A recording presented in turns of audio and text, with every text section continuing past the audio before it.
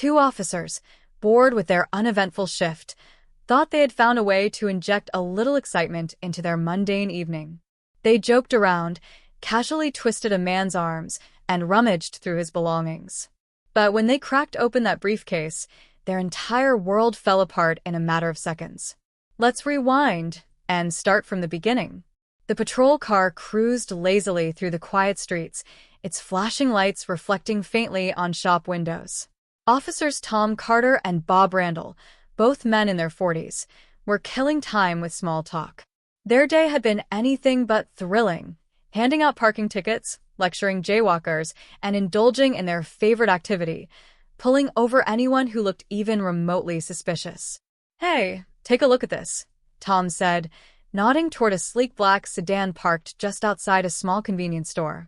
Standing by the open trunk was a tall black man, impeccably dressed in a tailored suit, calmly loading grocery bags.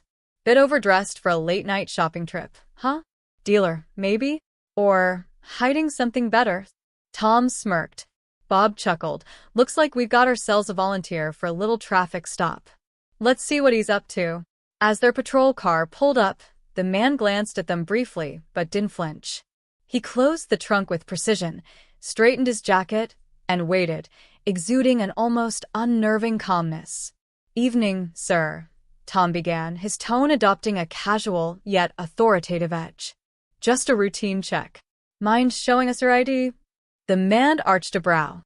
"Routine? What's the reason for stopping me?" His voice was calm, deep, and carried an unexpected air of authority. "Reasons?" Bob stepped forward, a smug grin spreading across his face. "How about because we said so? You people always have something going on. Don't make this harder than it has to be." The man's face didn't change, but his voice dropped slightly, carrying a sharper edge. "I hope you realize that racial profiling is illegal. You might want to rethink this approach." "Oh, we'll rethink it," Tom snapped, grabbing the man's arm. "Hands on the hood. If you're clean, you've got nothing to worry about." The man didn't resist but warned firmly, "You're making a mistake. You have no warrant and I know my rights." Ignoring his calm warning, they twisted his arms and slapped on the cuffs. Bob laughed, rifling through the man's pockets. "Quite the attitude for someone in cuffs, huh?" Tom turned his attention to the trunk. "What do we have here?" he said, spotting a large black briefcase. "What's in this?" "Cash." "Drugs? Something illegal? Let's take a look." With a flourish, he opened the briefcase. What they saw didn't just catch them off guard, it destroyed their composure entirely. Inside, they found neatly organized documents, all stamped with the Department of Internal Affairs seal. Among the papers were photographs, reports, and dossiers, labeled with their names. Bob's grin vanished. What is this?" he stammered, his confidence evaporating. Tom flipped through the papers, his face draining of color. This can't be real." The man, still seated calmly on the curb, allowed a faint smile to cross his lips. "I warned you. You should have listened. Now it's too late." Suddenly, a loud beep emitted from the briefcase, making both officers jump. "What's that sound?" Bob asked, his voice trembling. "It's an alarm," the man replied coolly. "Backup is on the way. I'd suggest you get comfortable." As the wail of approaching sirens filled the air, the officers' earlier bravado evaporated entirely. They leaned closer, hoping to find something, anything, to salvage the situation. But what met their eyes only worsened their despair. Tom pulled out a folder marked with bold letters, "Official Termination Notice." Beneath the title were their names, badge numbers, and a laundry list of allegations. This has to be a joke," Tom stammered, flipping through the damning documents in desperation. "It's fake, right? It's got to be fake." Bob, meanwhile, had frozen, his hand resting on a tablet nestled within the briefcase. The screen flickered to life, playing a video. Their eyes widened in horror as they saw themselves.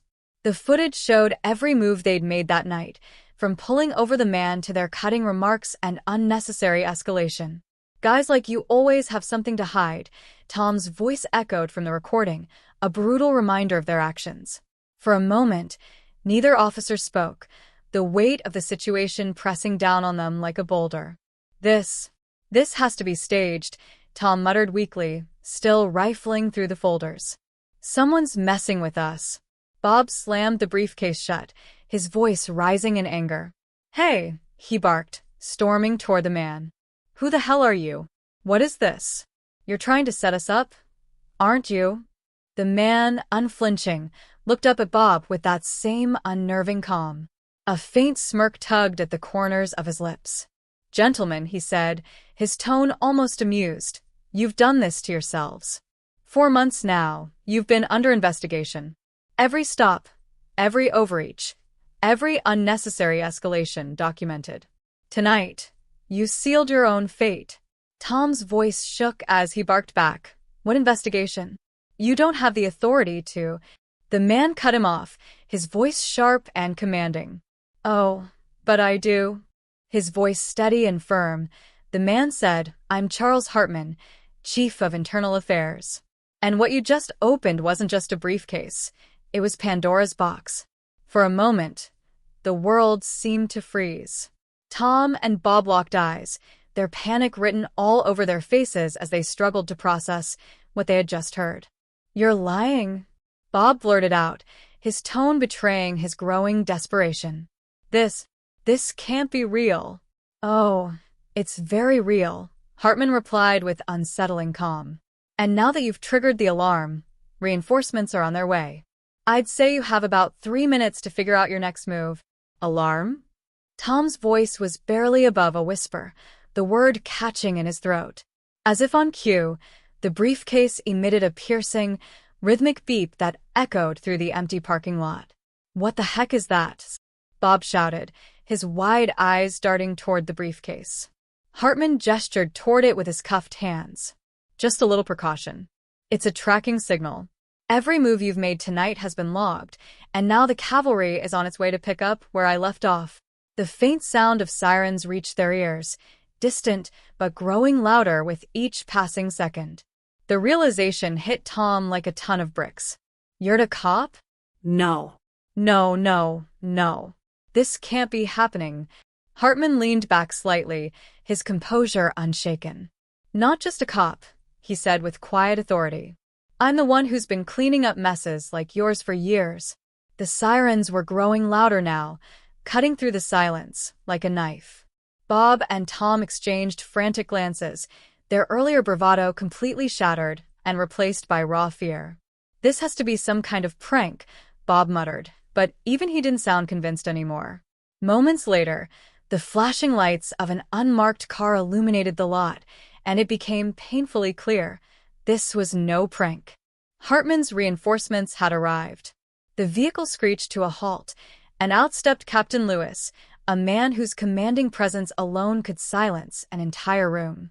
His piercing gaze swept over the scene, the 2 disheveled officers, the calm man still in handcuffs, and he let out an audible sigh. Everyone freeze. Lewis barked, his voice sharp and authoritative, cutting through the tension like a blade. He marched toward the curb, his eyes locking on Hartman. Release Mr. Hartman. Now. Mr. Who? Tom stammered, fumbling clumsily with the cuffs as his hands shook. Charles Hartman, Lewis said, his voice laced with deliberate emphasis, daring them to argue. Chief of Internal Affairs. The man who just exposed both of you for what you truly are. Tom's face went pale, and for once, Bob was utterly speechless. Captain, there's been some kind of mistake, Tom stammered, his voice trembling. We didn't know. And that, Lewis interrupted sharply, is exactly the problem. You didn't know because you didn't bother to ask. You didn't see a man. You saw an excuse to throw your weight around. Your actions tonight are a disgrace to this department. Tom and Bob exchanged panicked glances, but the fight had drained out of them. But sir, Bob attempted weakly. Save it, Lewis snapped, raising a hand to cut him off. Every word you said, every move you made, it's all on video. And guess what? That footage is now in the department's archive. Don't even think about denying it. Those words landed with the weight of a sledgehammer. The 2 officers stood frozen, their minds scrambling for a way out, but there was none. Hartman, now free of the cuffs, calmly stood and adjusted his jacket. "Thank you, Captain," he said, his voice as composed as ever. Turning to Tom and Bob, he added, "Gentlemen, consider this your final lesson in accountability. No one is above the law." The humiliation was palpable. Tom and Bob, once brimming with misplaced confidence, now stood as shadows of their former selves, stripped of the authority they had so recklessly abused. Days later, the fallout was swift and unforgiving. Footage from Hartman's hidden camera was uploaded to the department's archive and quickly leaked to the public. Within hours, it had gone viral. Millions of viewers around the globe watched as the officer's biases and abuses of power were exposed in unflinching detail. Social media exploded. Outrage mixed with admiration for Hartman's calm, calculated approach. Memes of the stunned officers circulated endlessly, turning them into the faces of why systemic reform was long overdue. One viral post read, "See this guy," alongside a clip of Hartman's unshakable demeanor as Tom and Bob unraveled. "That's how you fight injustice, with grace and receipts." By the end of the week, Tom and Bob were stripped of their badges, fired from their positions, and left without a shred of credibility. The Internal Affairs Division issued a scathing statement condemning their actions, and legal proceedings against them had already begun. Hartman, meanwhile, became a symbol of accountability and integrity. News outlets praised his unrelenting pursuit of justice, hailing him as a hero who reminded the world that true authority comes not from a badge, but from a commitment to doing what's right. His actions sent a clear, powerful message. The law applies to everyone. No exceptions. How would you have handled the situation if you were in Hartman's position? Share your thoughts in the comments below. Have you or someone you know ever experienced anything similar? We'd love to hear your stories. Don't forget to like, share, and subscribe if this story resonated with you. Together, we can shed light on important issues and inspire change.